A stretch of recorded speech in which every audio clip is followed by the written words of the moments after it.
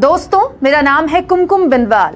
Corona vaccine के मामले में सिंगल डोज और डबल डोज मिलाकर 100 करोड़ का आंकड़ा देश ने पूरा कर लिया तो अंजना ओम कश्यप, चित्रा त्रिपाठी और अमीश देवगन जैसे एंकरों ने जिस तरह मोदी जी की शान में ट्वीट किए, वो शक पैदा करता है कि कहीं उन्हें कोई स्पेशल होमवर्क तो नहीं दिया गया था।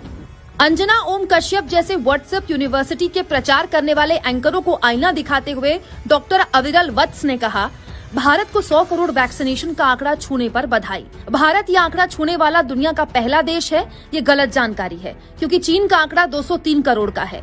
चीन का डबल डोज वैक्सीनेशन में पॉपुलेशन कवरेज 82% का है, जबकि भारत का 21% का है।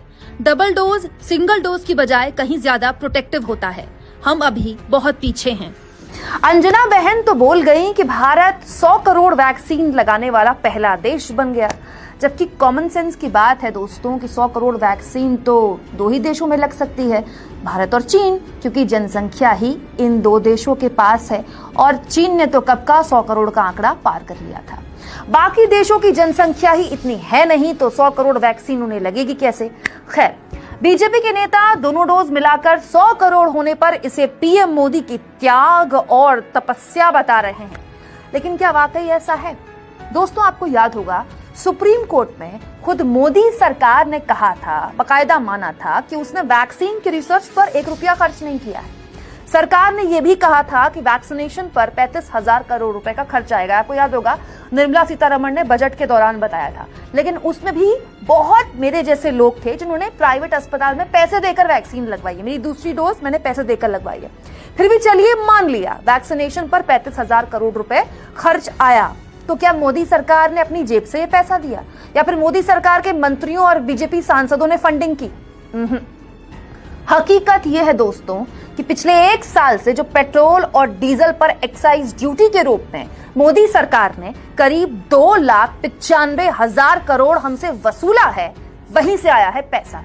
यानी आपने और हमने जो महंगा पेट्रोल डीजल डलवाया है ना, उसकी वजह से वैक्सीनेशन अभियान का खर्चा निकला है।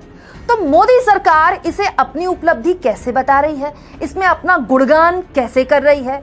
देश के नागरिकों का धन्यवाद करना चाहिए था। खैर, वो तो होने से रहा। तो कुल जमा बात यह, इसमें मोदी जी की कोई तपस्या या त्याग नहीं है, ना ही जनता पर 32 रुपए 33 रुपए पर लीटर टैक्स लगाना कोई बहुत बड़ी चाणक्य नीति है कि मोदी जी को हम धन्यवाद करें।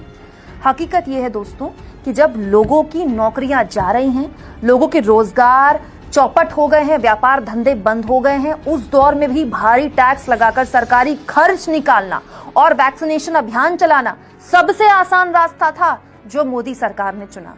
यानी जनता ने पेट्रोल डीजल पर मेहनत का पैसा दिया और मोदी जी ने जनता के पैसे पर राशन के थैलों और कोरोना सर्टिफिकेट पर अपना फोटो छपवाकर बंटवाकर बता दिया कि देखिए कितना बड़ा त्याग और तपस्या मोदी सरकार या मोदी जी ने की है। आप इसे त्याग और तपस्या करेंगे?